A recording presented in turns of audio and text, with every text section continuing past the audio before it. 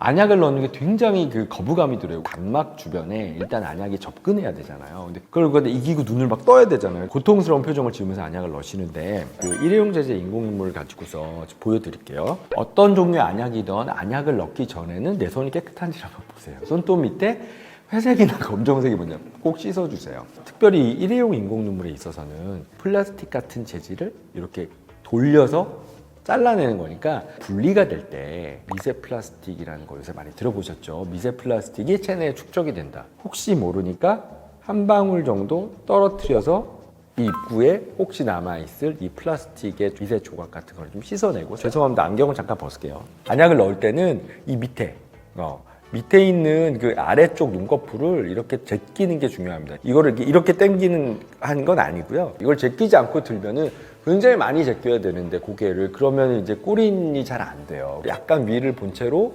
안약을 이렇게 위에다 댑니다. 제일 조심하셔야 될 게 이 뾰족한 부분이 안구에 찔리게 되면 상처가 바로 납니다. 그래서 이렇게 가까이 가져가시는 건 굉장히 위험합니다.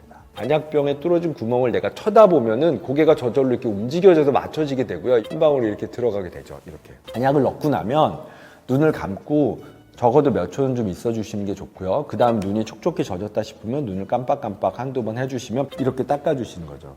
우리가 눈을 깜빡일 때마다 이 안약이 눈물에 섞여서 이 안구의 표면을 통해서 안쪽으로 흡수가 되는 거예요. 화장을 하신 여성분들이 활동하는 시간에 안약을 저처럼 넣으면 이게 옆에 번져요. 이 끝에서부터 안약을 넣는 분들도 계시고요. 그럼 이렇게 흘러내려가는, 물론 눈에 다 충분히 퍼질 수는 있지만 안약 넣는 방법은 꼭 지켜주시는 게 좀 좋겠습니다. 이게 몇 방울 넣어야 되냐고 물어보시는 분들이 굉장히 많아요. 안약 한 방울이 0.06cc 정도 되거든요. 물론 눈이 머금을 수 있는 안약의 양은 개인차가 있긴 하지만 평균적으로 한 방울 남짓되는 양만이 눈에 머무를 수가 있습니다. 그래서 두 방울부터는 내 안약을 버리는 거와 같아요. 이렇게. 근데 한 방울 딱 넣었을 때 꼬린이 잘 안 됐다. 그러면 한 방울 더 넣으시고, 한 방울 넣었는데 제대로 들어가면 그 이상 더 넣으실 필요는 전혀 없어요. 눈에 눈썹이 들어간 것 같고 이물질이 들어간 것 같고 그러면은 두 방울 이상 넣어서 씻어내서 닦아내 주시는 것도 굉장히 좋은 방법입니다. 젤 타입의 인공 눈물에 있어서는 서서히 누르다 보면 중력에 의해서 어느 정도 무게가 되면 이렇게 한 방울 딱 떨어지게 되어 있습니다. 이 정도를 넣고 눈을 몇 번 깜빡여 주신 다음에 겉으로 배어 나오는 젤 안약을 닦아 주시는 것이 좋겠습니다.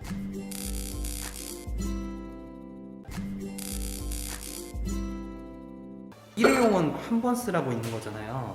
네. 근데 왜 이렇게 많은 양을 넣은 거예요? 영어로는 디스포저블, 그래서 한 번 쓰고 버리는. 이 인공 눈물에는 보존제가 없고 여기 들어있는 히알루론산 성분은 균이 자라기에 굉장히 좋은 환경 중에 하나입니다. 보존제가 있다면 균이 거의 자랄 수가 없는데, 눈에 이롭게 하려고 보존제를 빼놓은 이 일회용 인공 눈물에는 감염이라고 하는 상태가 발생하지 않기 위해서 일반적으로 핸드백이나 주머니 안에 넣고 다니는 환경 정도로 봤을 때 어느 정도 이게 균이 자라는데 시간이 걸리냐라는 논문에서 한 대략 10시간 정도가 지나면 이 인공 눈물에서 오염이 발생하고 균이 배양이 될 수 있다. 한 10시간 이내 사용을 권합니다. 이 인공 눈물의 양이 4방울 정도 나옵니다. 많이 나오는 인공 눈물 보장 6방울 정도. 정말 나는 내 몸이 너무 소중해서 버려야겠다. 그럼 버리세요. 한 방울씩 쓰고, 남는 거는 뭐 이렇게 피부에 묻은 거 이렇게 바르셔도 돼요. 히알루론산 아시잖아요.